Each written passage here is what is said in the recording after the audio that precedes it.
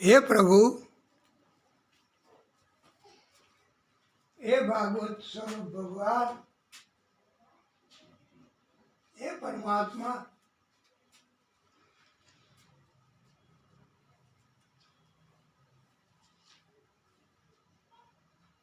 ओम नमो भगवते वासुदेवाय।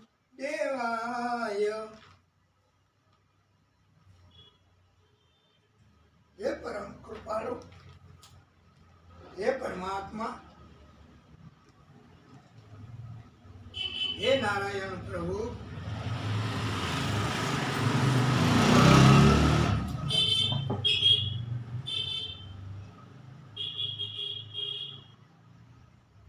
ओम। हे प्रभु, बोलिए भागवत स्वरूप भगवान की जय। आ प्रभु एनी ज बधी लीला, એ જ બધું રસ્તો બતાવે અને ઝેર એમાંથી પણ પ્રભુ જ રસ્તો કાઢે. પણ પ્રભુએ બધાને એવું સૂચન કર્યું કે મહાદેવજી એમનું ધ્યાન ધરો. મહાદેવજી એમનું ધ્યાન ધરશો તો તમને બહુ કૃપા થશે હો. એટલે બધાએ મહાદેવજીને રાજી કરવા અને આપણો હેતુ જ કથાનો આ મહાદેવજીને કથા અન્નપૂર્ણા વ્રત નિમિત્તે સંભળાવીએ છીએ. તો અને એટલે તો આપણે દિવ્ય કથા બને, મહાદેવજીની કૃપા વધારે થાય એટલે તો આપણે આ ટૂંકો બ્રેક ન કરી દીધો, ઇન્ટરવેલ ન પાડ્યો કે મહાદેવજીને રાજી કરવા આપણે એમની સ્તુતિ કરવી છે, એમને પ્રાર્થના કરવી છે. તો તમે બધા હાલો આપણે પણ પ્રાર્થના કરીએ. નમામિ સમીશાન નિર્વાણ રૂપમ વિભુમ વ્યાપકમ બ્રહ્મ વેદ સ્વરૂપમ નિજમ નિર્ગુણમ નિર્વિકમ નિરીહમ ચિદાકાશમાકાશ વાસમ ભજેહમ. નમામિ સમીશાન નિર્વાણ રૂપમ વિભુમ વ્યાપકમ બ્રહ્મવેદ સ્વરૂપમ નિરાકાર મૌમકાર મૂલમ તુરીયમ ગિરા જ્ઞાન ગોતીત મીશમ ગિરીશમ કરાલમ મહાકાલ કાલમ કૃપાલમ ગુણાગાર સંસાર પારમ નતોહમ તુષારાદ્રિ સંકાશ ગૌરમ ગભીરમ મનોભૂત કોટિ પ્રભાશ્રી શરીરમ સ્ફુરન્મૌલિકલ્લોલિ નીચારુ ગંગા લસતપાલ બાલેન્દુ કંઠે ભુજંગા ચલત કુંડલમ ભ્રુ સુનેત્રમ વિશાલમ પ્રસન્નાનનમ નીલકંઠમ દયાલમ મૃગાધીશ ચર્મામ રમમુંડમાલમ પ્રિયમ શંકરમ સર્વ નાથમ ભજામિ. પ્રિયમ શંકરમ સર્વનાથમ ભજામિ.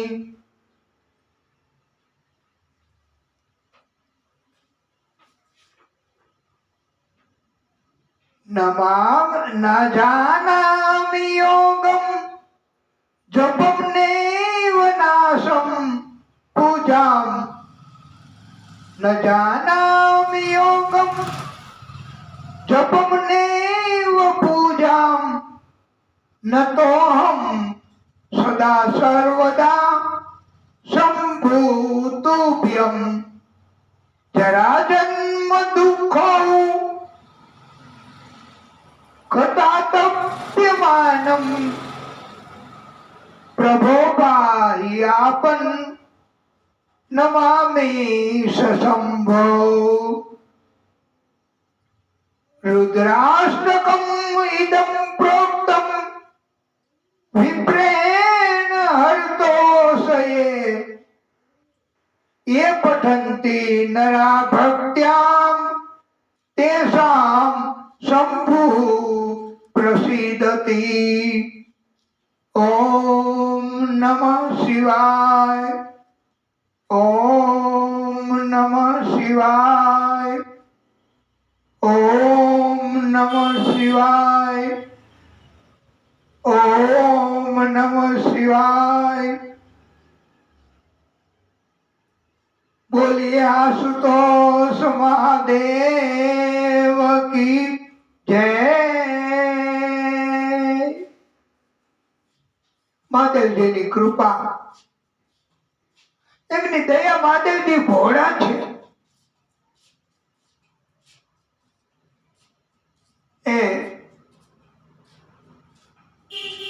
અને આપણી ઉપર કૃપા થઈ તો હવે આપણે તમે બધાય પણ તમારા આ જગ્યા ઉપર પણ ઉભા રહીને તમારો ભાવ રજૂ કરી શકશો. તો આપણે બધા મહાદેવજીને રાજી કરવા એક પ્રયત્ન તો કરીએ તો આનંદ થશે વાલા ભક્તો.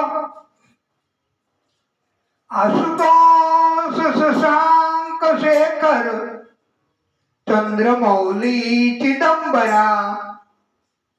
કોટી કોટી પ્રણામ શંભુ કોટી નમન દિગંબરા. નિર્વિકાર ઓમકાર અવિનાશી તુમ્હી દેવાધિદેવ. જગત સર્જક પ્રલય કરતા શિવમ સત્યમ સુંદરા. શિવમ સત્યમ સુંદરા. કૈલાસમાં ડમરું ડમ ડમ વાગે. કૈલાસમાં ડમરું ડમ ડમ વાગે. ચાલો આ કૈલાસમાં ડમરું ડમ ડમ વાગે. શિવજીની જટામાં ગંગા બિરાજે. શિવજીની જટામાં ગંગા બિરાજે. માથે ફણી ધરનારો રે આકાશમાંથી દેવો જોવાને આવે. આકાશમાંથી દેવો જોવાને આવે. નારદજી વીણા વગાડે રે. નારદજી વીણા વગાડે રે. ભીલડી સ્વરૂપે માતા ઉમિયાજી આવે. ભીલડી સ્વરૂપે માતા ઉમિયાજી આવે. શંકર સમાધિમાં જાગે રે.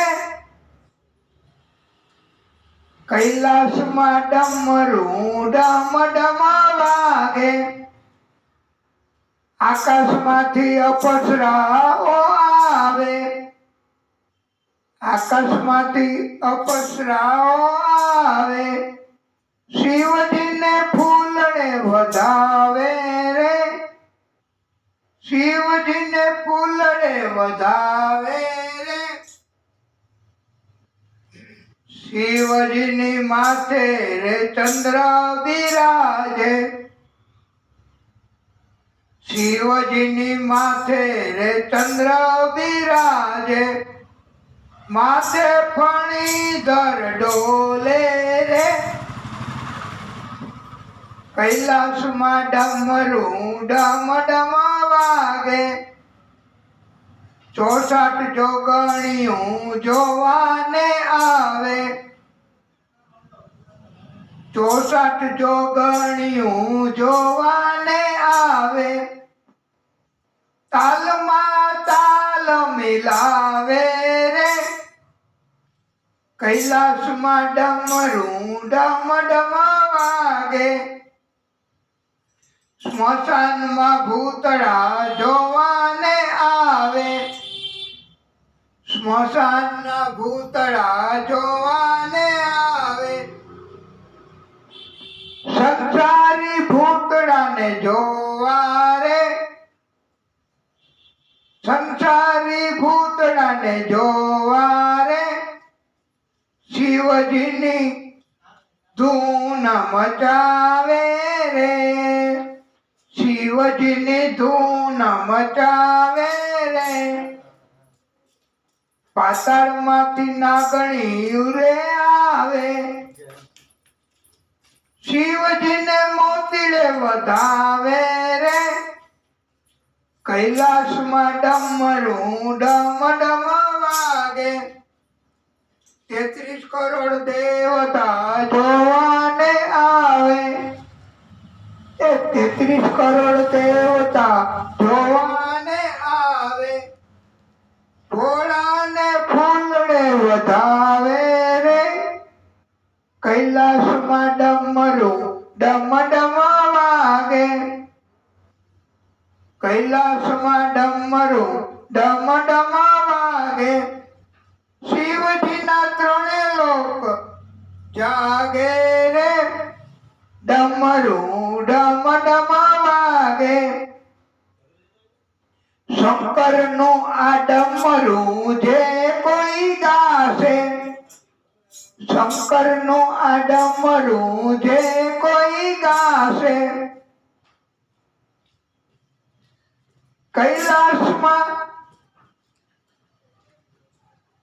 વાસ થાશે રે, સાંભળનારા કૈલાસ જાશે રે, ડમરું ડમ ડમ વાગે, કૈલાસમાં ડમરું ડમ ડમ વાગે, શિવજીના 3 લોક જાગે રે, ડમરું ડમ ડમ વાગે, કર્પૂર ગૌરમ કરુણાવતારમ સંસાર સારમ ભુજગેન્દ્રારમ સદા વસંતમ હૃદયારવિંદે ભવમ ભવાની સહિતમ નમામિ. ઓમ નમઃ શિવાય, ઓમ નમઃ શિવાય, ઓમ નમઃ શિવાય. વાલા ભક્તો, મહાદેવજીએ તો આ મંથન કાર્ય જગ્યાએ પ્રગટ થઈ અને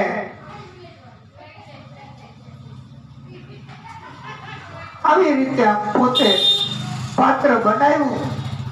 આ બધું જ છે આવી રીતે લીધું અને આ પી ગયા. ગળાની નીચે નથી ઉતાર્યું, ગળામાં રાખ્યું. એટલે મહાદેવજીનો કંઠ નીલ રંગનો થઈ ગયો. બધા ભક્તોએ એક નામ નીલકંઠ મહાદેવ પાડ્યું છે. બોલીએ નીલકંઠ મહાદેવ કી જય. મહાદેવજી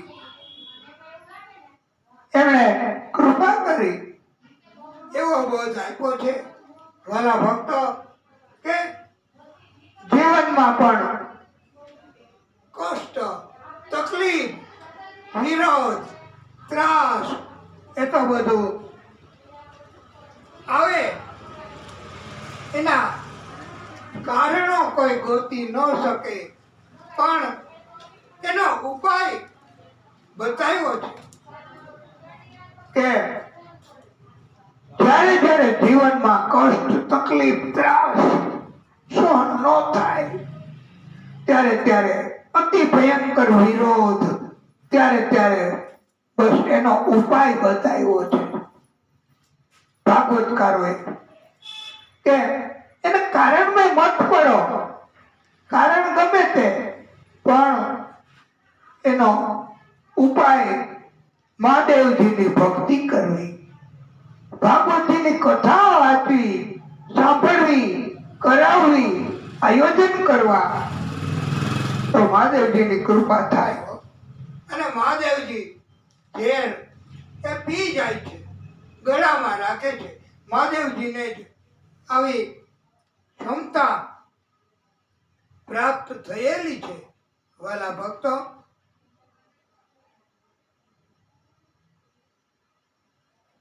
પ્રભુ વિષ્ણુ પરમાત્મા એમણે પણ મહાદેવજીને બે હાથ જોડી વિનંતી કરી. હરિ અને હર એક જ છે, પણ મહાદેવજીનું ઋણ પોતે રાખ્યું છે. અને મહાદેવજીએ જીવનમાં મોટામાં મોટું કલ્યાણનું કાર્ય કર્યું છે.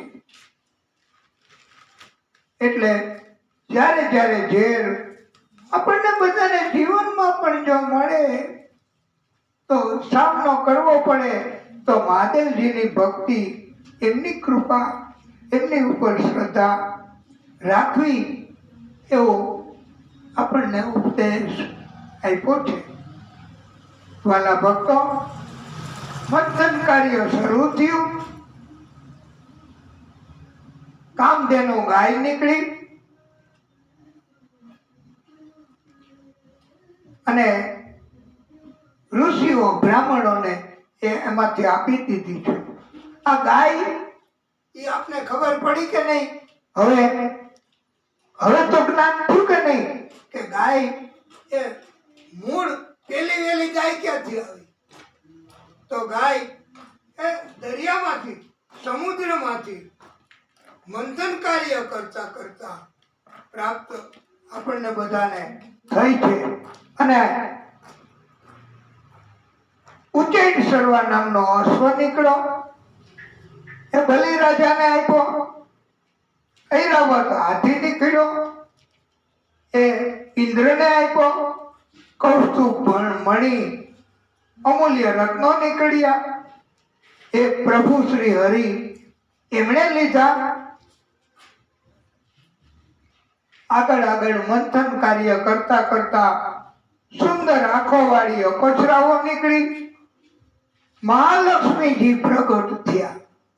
આ અપસરાઓને મહાલક્ષ્મીજી એ સમુદ્રમાંથી હો, એટલે મહાલક્ષ્મીજી છે ને એ સમુદ્રના દીકરી છે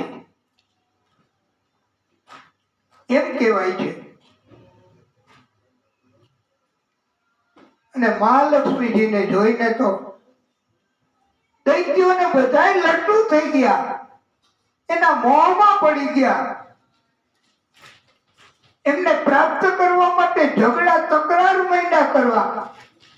આજે એવું તો કઈક તો છે ને, થોડું તો કે નહીં કે મહાલક્ષ્મી એટલે ધન માટે, મિલકત માટે ઝઘડા તકરાર તો બહુ થાય છે ને. સ્ત્રી માટે ઝઘડા તકરાર બહુ થાય છે, પણ એમાં પડવાની જરૂર નથી. ઝઘડા તકરારમાં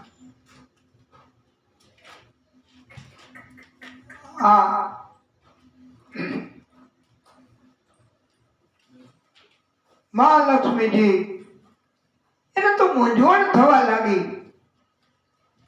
એમણે બ્રહ્માજીને કહ્યું કે પરમપિતા, આ લોકો મને પજવે છે, પરેશાન કરે છે, તમે કઈક ઉપાય કરો. એટલે આ તબક્કે એવું કહી શકાય હો, એવું આપણે સૂચન બોધ મેળવી શકાય કે જે ઘણાને ખબર ન હોય કે કોઈ પજવણી કરે, આપણને કોઈ હેરાન કરે, આપણને કોઈ તકલીફ આપે, તો આપણે બ્રહ્માજીને કહી શકીએ હો. તો બ્રહ્માજી એનો રસ્તો કાઢી શકે. જે તકલીફ આપનારા છે એનું સર્જન એ બ્રહ્માજીએ જ કર્યું કહેવાય ને. તો બ્રહ્માજી એનું સર્જન કરવા વાળા, અને બ્રહ્માજી બધાયનું સર્જન કરે છે. તો મહાલક્ષ્મીજી એને સ્વયંવર એની યોજના કરી અને આ બ્રહ્માજી એમનો સ્વયંવર એને કીધું કે દૈત્યોને કે હું આ મહાલક્ષ્મીજી જેના ઉપર વરમાળા પહેરાવશે, જેને પસંદ કરશે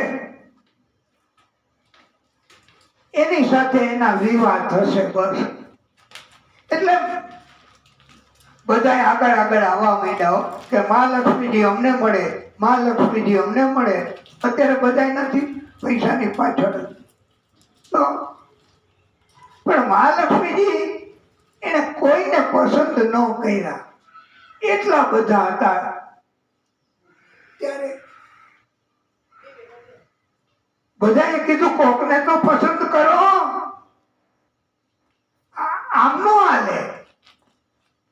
અને ત્યાં પ્રભુ પ્રગટ થયા. મહાલક્ષ્મીજીની નજર પડી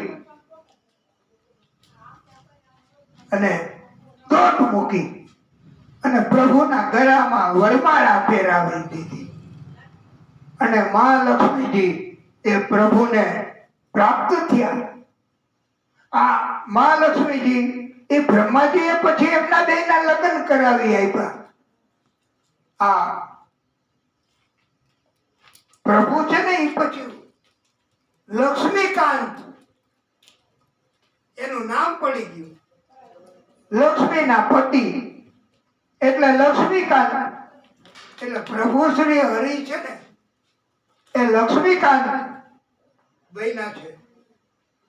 બોલીએ લક્ષ્મીકાંત ભગવાન કી જય. પછી તો સમુદ્રમાંથી આ વારુણી એટલે મદિરા નીકળી. મદિરા હવે ઈ કોણ? મદિરા કોણ લે? તો દૈત્ય ને રાક્ષસો હોય એને જ હોય ને મદિરા.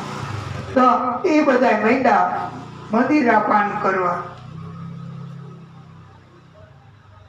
અને પછી તો સમુદ્રમાંથી જેમ જેમ કામ આગળ વધ્યું એમ એક દિવ્ય પુરુષ દરિયામાં સમુદ્રમાંથી નીકળ્યો. એની પાસે અમૃતનો કુંભ હતો. એ પુરુષ એ ધન્વંતરી પુરુષ.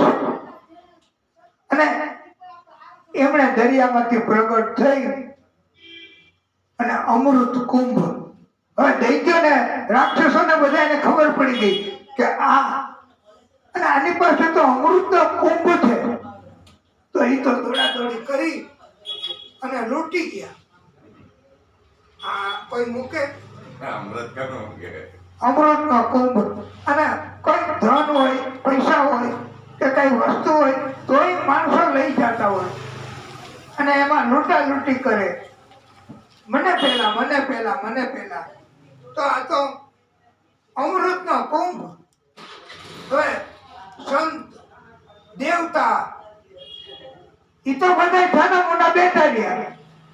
ઈ કે પણ અમારું કામ નહીં, દૈત્યોની હારે ઝઘડા તકરાર કરવા ઈ અમારું કામ નહીં. એટલે ઈ તો છાના મોના બેઠા છે. એટલે છાના મોના એટલે ભગવાનને એમ થયું કે આ રાક્ષસો દૈત્ય બધાય આ લૂંટી ગયા, તો હવે એની પાસેથી લઈ કેમ લેવું? હા, આ લૂંટી ગયા અમૃતનો કુંભ. હવે દેવોને આપવાનું હતું અડધું અડધું, તો બધું લઈ ગયા. ત્યારે ભગવાને કઈક રસ્તો, અને ભગવાન હંમેશા ભક્તને મદદ કરે. એટલે આ દૈત્યોને મદદ કરવા ભગવાને પ્રાગટ્ય કર્યું. ભગવાને અવતાર લીધો, મોહિની સ્વરૂપ. મોહિની સ્વરૂપ અવતાર.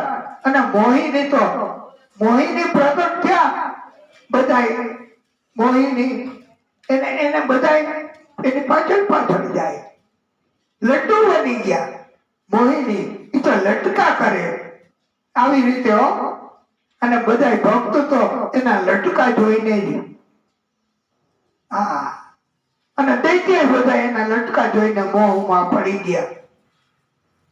ભક્ત તો એવું કે લટકે ચાલો ને નંદલાલ, એ તારા લટકાનો નહીં પાર. લટકે ચાલો ને. એટલે મોહિની સ્વરૂપમાં બધા લટ્ટુ થઈ ગયા. મોહિની પણ દૈત્યોને કીધું કે લાવો આ ઘડો. એ કે આલ્યો ને, અમને તો તમે જોઈ, અમારે કઈ આ નથી જોતું. તો અમૃતનો ઘડો આ ભગવાને લઈ લીધો મોહિનીનું રૂપ લઈને. અને પછી એવું સમજાયું કે આપણે ઓમે એને અડધું તો દેવાનું જ હતું દેવોને. તો પછી આમાંથી પેલા વહેલા આપણે આ ઘડામાંથી પેલા વહેલા આપણે એને દેવોને થોડું થોડું આપી દઈએ. પછી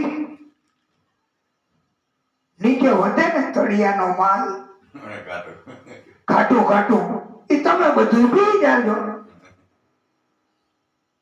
તો એ કે તમે જેમ કહ્યું એમ. બધા તો પાગલ બની ગયા આ મોહિનીમાં, મોહ પામી ગયા. અને મોહ પામે એટલે આવું થાય ને, મોહ પામી આપણે એટલે આવું થવાનું જ છે. પણ એમાં એક શુક્રાચાર્ય હતા ને, એમણે એક દૈત્યને ચોકી પેલો કરવા રાખ્યો હતો કે તું ધ્યાન રાખજે હો. હા, અને કઈક એવું લાગે ને કપટ, દેવોનું ધ્યાન રાખો. કપટ કે એવું કઈ લાગે તો તું કઈ કરજે. અને એટલે સ્વરભાનુ નામનો દૈત્ય હતો ને, સ્વરભાનુ નામનો દૈત્ય. તો એને ખબર પડી, એને શંકા ગઈ કે આમાં કાંઈક કપટ છે. દેવોને અમૃત આપતા હતા. તો સૂરજ અને ચંદ્ર બેયની વચ્ચે જઈ અને આ દૈત્ય સ્વરભાનુ નામનો એ બેયની વચ્ચે જઈ અને વેશ બદલીને બેહી ગયો. અને એને આવે એમ કહેવાય કે આ મારી બાજુમાં બેઠો એ કોક દૈત્ય છે. તો અમૃતપાન એને ન મળે એટલે ન બોલ્યા. પછી એને પીધું. પછી ઓલા આગળ હતો એને ન પીધું. તો એને અમૃતપાન ન મળે એટલે એને બેયની વચ્ચે સૂરજ અને ચંદ્ર બેયની વચ્ચે બેસી અને અમૃતપાન કરી લીધું કપટપૂર્વક. હવે પછી તો અમૃતપાન થઈ ગયું સૂરજ ચંદ્ર અને આ નહીં. એટલે એને પછી પણ જાહેરાત કરી કે આ દૈત્ય છે, કપટ કરીને અમૃતપાન કર્યું છે એને. એટલે ભગવાનથી નો સહન થયો. ભગવાન એ પ્રગટ થયા અને ભલે ને અમૃતપાન કર્યું, ભલે ને અમર બની ગયો અમૃતપાન કરીને, પણ સુદર્શન ચક્ર છોડ્યું અને એના આ ડોકું ગરદન એ કાપી નાખી. એક બાજુ ડોકું, એક બાજુ આખું ધડ. એ બે કામ કરે, બે જીવતા એનું મૃત્યુ, કારણ કે અમૃતપાન કર્યું હતું એટલે મૃત્યુ એનું ન થયું. અને પછી ભગવાને એમ કીધું કે આને કોઈક જગ્યા તો આપી ને. ધડ અને મસ્તક બે જીવે છે, અમૃતપાન કર્યું એટલે અમર બની ગયા. તો એને ભગવાને આ બેયને ધડ અને મસ્તક એને ગ્રહ મંડળમાં જગ્યા આપી દીધી કે જાઓ તમે ત્યાં. એટલે એ ગ્રહ મંડળમાં જેમ શનિ ગુરુ છે ને ગ્રહો, એવી રીતે આ પણ ગ્રહ. એટલે એને એક રાહુ હાલ્યો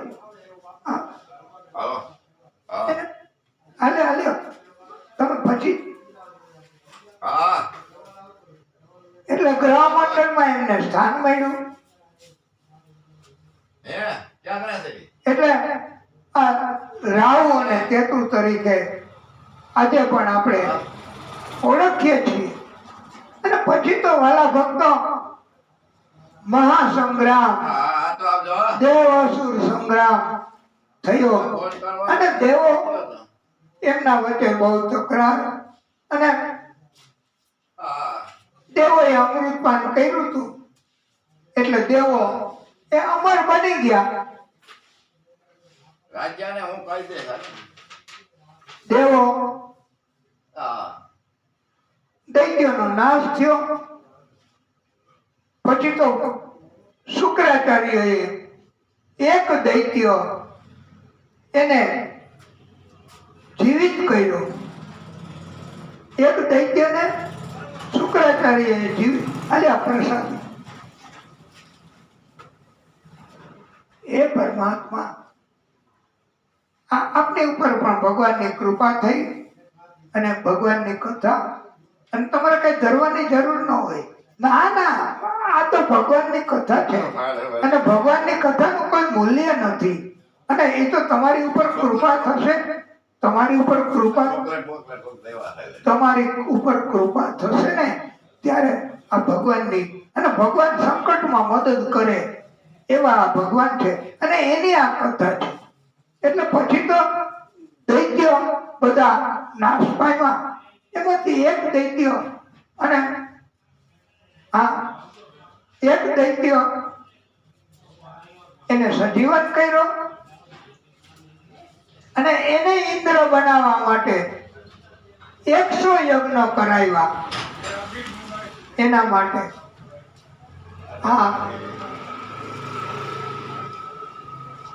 100 યજ્ઞ કરે ને તો ઇન્દ્ર બની શકે. એટલે દૈત્યને પાછું શાસન મળે એટલા માટે.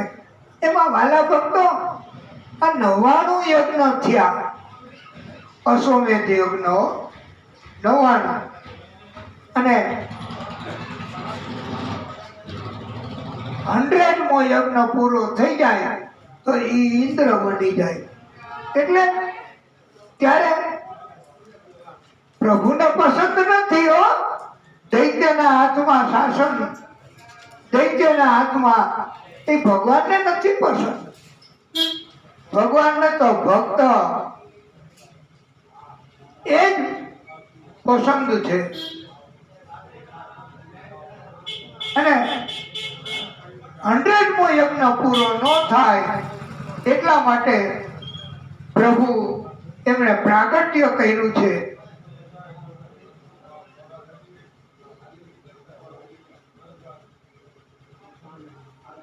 દક્ષિણ ગુજરાતમાં ભરૂચના નામે ઓળખાય એ વિસ્તારમાં પ્રભુએ ત્રિવિક્રમ સ્વરૂપ ધારણ કર્યું છે. વામન સ્વરૂપે પ્રભુ પ્રગટ થયા છે. બોલીએ વામન ભગવાન કી જય.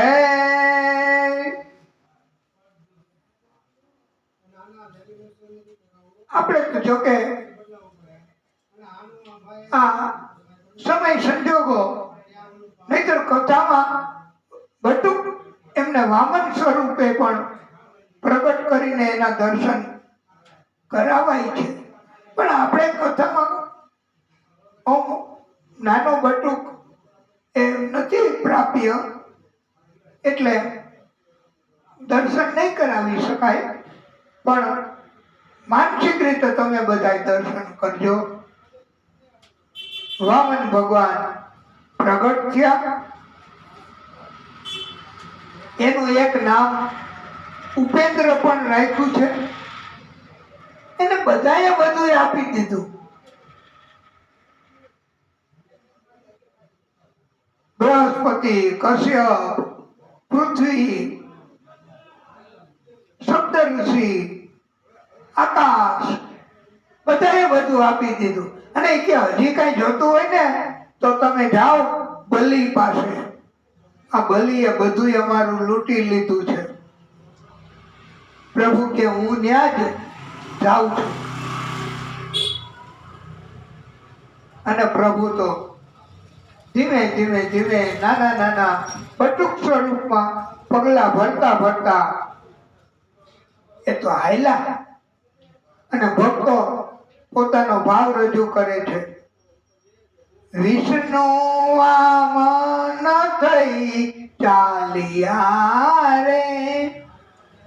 વિષ્ણુ વામન થઈ ચાલિયા રે. હણવા બલિનું અભિમાન મારા વાલા. મટાડવાને બીજો ઇન્દ્ર મારા વાલા. વિષ્ણુ વામન થઈ ચાલિયા રે. વિષ્ણુ વામન થઈ ચાલિયા રે.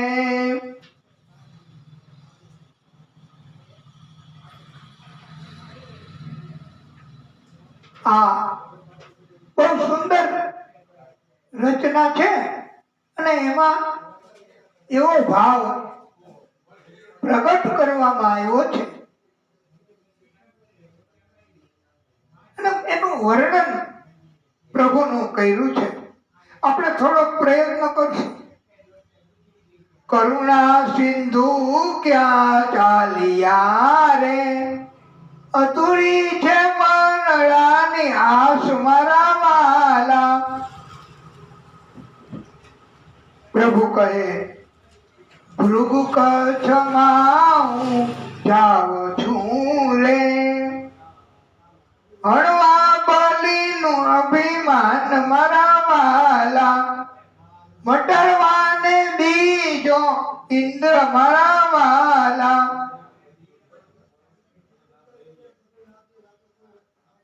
બટુક સ્વરૂપને જોઈને તો મોહિત થઈ ગયા બધા. એની સુંદરતા. બલિ રાજા,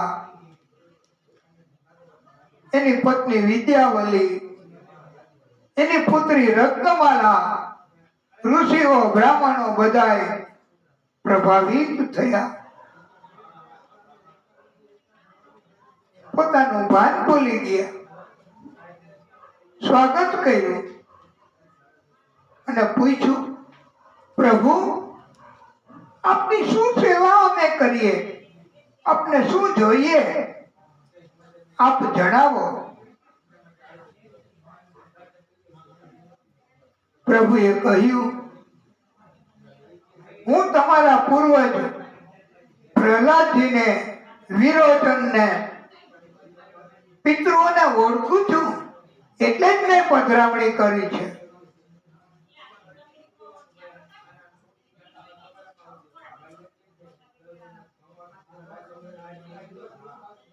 બલિ રાજાએ કહ્યું, આપ માગો તે હું આપું. પ્રભુએ કહ્યું કે મારે કાંઈ જોઈએ નહીં. મારે તો 3 કદમ 3 ડગલા પૃથ્વી જમીન મારે જોઈ છે. અને 3 કદમ 3 ડગલા જમીન એ મારા પગથી માપી અને મારે 3 ડગલા જમીન જોઈ છે. એમ પ્રભુએ માગણી કરી. તો એ તો પણ તમે તો આટલું નાનું બટુક સ્વરૂપ અને તમારા પગથી માપીને 3 કદમ સંપદા, જમીન એટલે જમીન નહીં પણ સંપદા માગી, 3 ડગલા સંપદા મારે જોઈએ. તો એ કે આપી દઉં. એમ નહીં, પેલા હાથમાં પાણી લઈને સંકલ્પ કરો. ત્યારે અને બલિને, રાજાને ખબર નહોતી કે આ કોણ છે. એના ગુરુ શુક્રાચાર્ય એને સમાધિ લગાવી અને એને જોઈ લીધું સમાધિમાં. આ તો 3 લોકના અધિકારી છે. ઈ તારે નહીં આવ્યા છે. તને કપટ કરીને આ બધું લઈને સતારું આપતો નહીં. આ ગુરુને એવું હતું કે મારી પાસે કઈ નહીં વધે, તું બધું આપી દઈશ તો હું શું કરીશ. એટલે તો ત્યારે ઈ કે પણ મારે આંગણે, અને એને જોતું હોય તો એ તરત ત્યાંથી બધું માગી લઈ લે તો. એટલે ત્યારે એને લાવો કે સંકલ્પ કરાવો. તો સંકલ્પ ન કરાય અને શ્રાપ દીધો ગુરુએ. એ કે તમે અત્યારે ધન વગરનો થઈ જાય, સંપત્તિ વગરનો થઈ જાય. જા, ગુરુએ શ્રાપ દીધો. ભગવાન એમ થયું બટુક સ્વરૂપમાં હતા ને, એ કે હવે મારે હેલું બની જાય. બધું લેવા તો આવ્યા ને પ્રસાદી, એટલે બધું લેવા માટે ભગવાન પધાર્યા હતા. તો હે પરમાત્મા, આપનું ધ્યાન રાખશે. શુક્રાચાર્યએ પછી તો સંકલ્પ ન કરાયો. પ્રભુએ કીધું કે મને સંકલ્પ કરાવતા આવડે છે હો. હા, એટલે લાવ, હાથમાં જળ લે. પણ જળ આપવાનું હતું ને, એ જગ્યાએ એ ભમરો થઈને બેસી ગયા. અને ભમરો થઈને બેઠા આગળ. તો પ્રભુએ વામન સ્વરૂપે કીધું, બલિ કચરો આવ્યો લાગે છે. દર્ભની સળી નાખી ઉપરથી, અને શુક્રાચાર્યની જમણી આંખ ફૂટી ગઈ છે.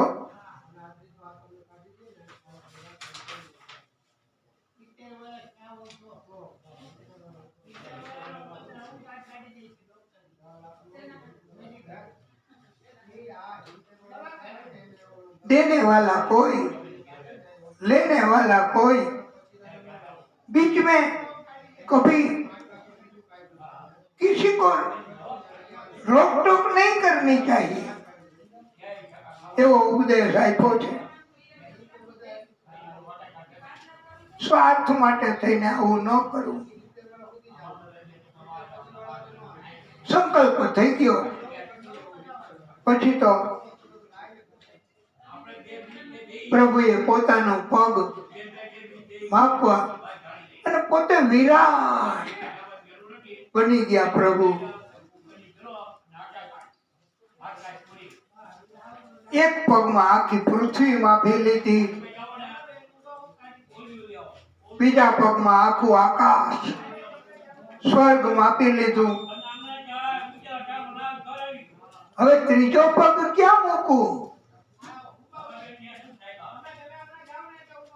ત્યારે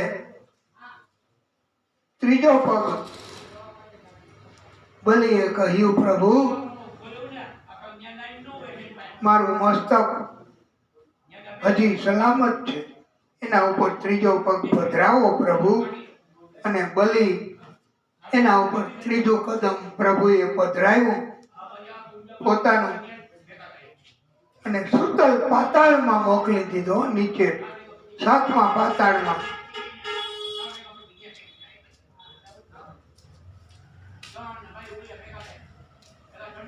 પ્રભુએ કહ્યું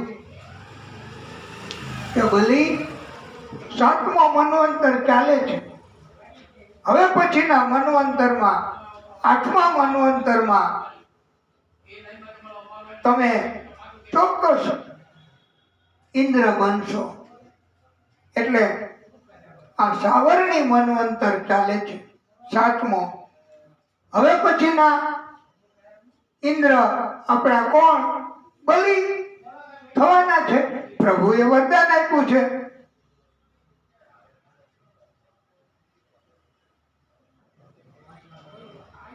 આ વામન ભગવાન એમણે કૃપા કરી અને વરદાન પણ ઘણા આપ્યા છે. સુતર પાતાળનું રાજ્ય આપી દીધું. અને બલિએ કહ્યું કે તમે ચોકી કરવા આવો, ને ચોકી કરવાઈ ગયા પોતે. પ્રભુ આ ભાદરવા સુદ વારસના દિવસે પ્રભુએ પ્રાગટ્ય કર્યું. મહાલક્ષ્મીજી પણ ત્યાં પાતાળમાં ગયા છે અને બલિને ભાઈ બનાવ્યો છે, અને એની પાસેથી માગણી કરી રક્ષા કરવા, રક્ષા બાંધીને. અને બદલામાં પ્રભુ શ્રી હરિ ચોકીદાર એની માગણી કરી છે કે મને આપી દો. એ કે પણ તારે આને શું કરવું? એ તો ચોકી કરે છે. ત્યારે કહ્યું, એ મારા પતિ છે, હું એમને છોડાવવા માટે આવી છું. બલિ અને પ્રભુ એ પણ પ્રગટ થયા, દર્શન દીધા અને વચન આપ્યું કે અમે બ્રહ્મા, વિષ્ણુ, મહાદેવ 4 મહિના પાતાળમાં તમારી પાસે રહેવા માટે આવશું, તમારી રક્ષા કરશું. આ રીતે પ્રભુએ કૃપા કરી. પ્રભુ હંમેશા કૃપા કરે છે. મત્સ્ય અવતાર એની કથા પણ કીધી છે. હયગ્રીવ એમનો અવતાર અને એમની કથા પણ કીધી છે. બ્રહ્માજી મારફતે સૃષ્ટિનું સર્જન કરાયું, એમની કથા પણ કરી છે.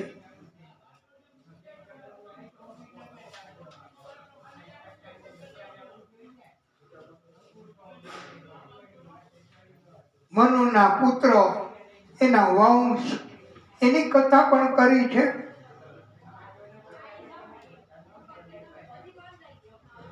સરિયાતી રાજા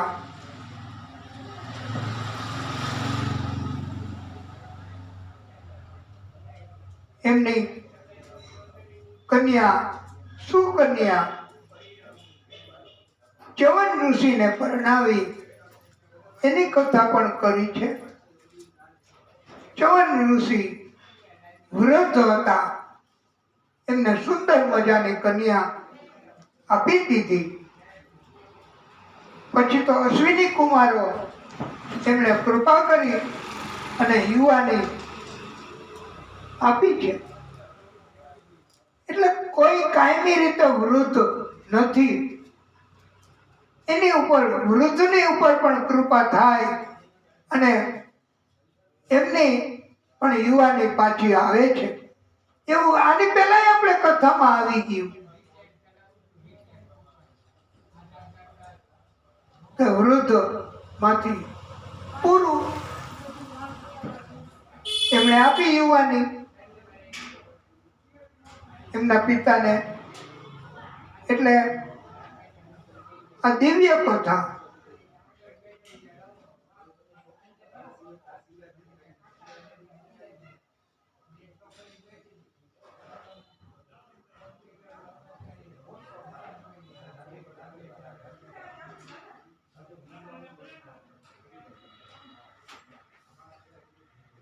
મનુ એના પુત્ર નભગ અને નાભાગ એના પુત્ર, એની કથા પણ બહુ વિસ્તારથી કીધી છે. એમને પણ પોતાના ભાઈઓએ ભાગ આપ્યો નહીં, એટલે એના ભાઈ એને કીધું કે પિતા તારા ભાગમાં રાખ્યા છે, તું એને રાખ સાચો. અને પછી તો એમને ધન બહુ મળ્યું, અને ધન તો મળ્યું પણ સાથે સાથે એમનું જીવન ધન્ય બની ગયું. કોઈ કદાચ ધન લઈ લે, ભાગ ન આપે તો પણ એનાથી કઈ ફેર ન પડે. પ્રભુ જ આખું બધું કરે છે સંચાલન. એકાદશીનું વ્રત એની કથા કરી, એમાં અંબરીશ રાજા એની કથા આવે છે વાલા ભક્તો. એટલે અંબરીશ રાજા એમણે એકાદશીનું વ્રત કર્યું હતું. ઉત્તમ વ્રત. દુર્વાસા ઋષિ એમણે પારણા કરવાનું કહ્યું સાથે. પછી તો કેવી રીતે દુર્વાસા સમાધિમાં ગયા. સ્નાન કરતા કરતા સમાધિ લાગી, મોડું થયું, થોડા જવ ખાઈ લીધા અને કાયમી રીતે પછી અંબરીશ રાજા એમણે આવી રીતે અને દુર્વાસા ઋષિએ શ્રાપ ક્રોધ કર્યો કે તમે મારી વાટ ન જોઈ. કૃત્ય નામની રાક્ષસી ઉત્પન્ન કરી, તલવાર લઈને મારી નાખવા દોડી. ત્યારે અંબરીશ રાજાએ પ્રભુનું સ્મરણ કર્યું. એમનું સુદર્શન ચક્ર એના તેજથી જ કૃત્યા નામની રાક્ષસી મરી ગઈ, એનો નાશ થયો. દુર્વાસા એ પણ આગળ આગળ જાય, કોઈ જગ્યાએ એમને સહારો નથી મળ્યો. સુદર્શન ચક્ર પ્રભુની કૃપાથી એમને મળ્યું હતું. એમની સામે કોઈ રક્ષણ ન આપી શકે. અને ભક્ત વત્સલ કહેવામાં આવ્યા છે ભગવાનને. ભગવાન ભક્ત વત્સલ છે. બોલીએ ભક્ત વત્સલ ભગવાન કી જય.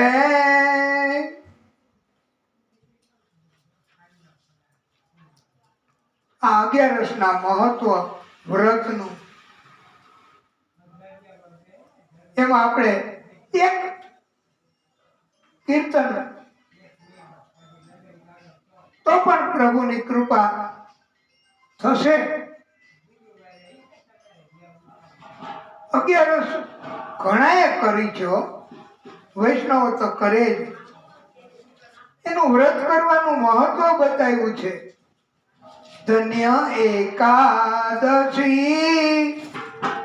એકાદશી કરીએ તો વ્રજ સુખ પામીએ.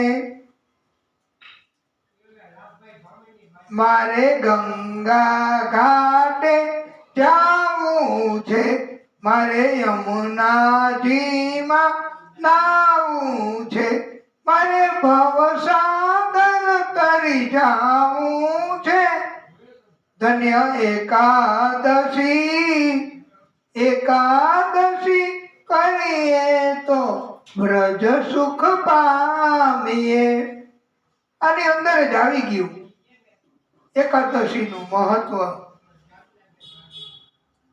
હવે આપણે વાલા ભક્તો કથાને ટૂંકો વિરામ આપશું, પછી આગળની કથા કરીશું. બોલીએ ભાગવત સ્વરૂપ ભગવાન કી જય.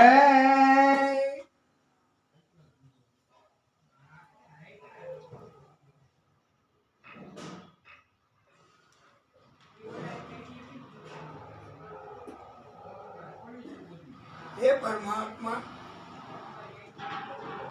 હે નારાયણ પ્રભુ, હે દાદા, હે ભાગવત સ્વરૂપ ભગવાન,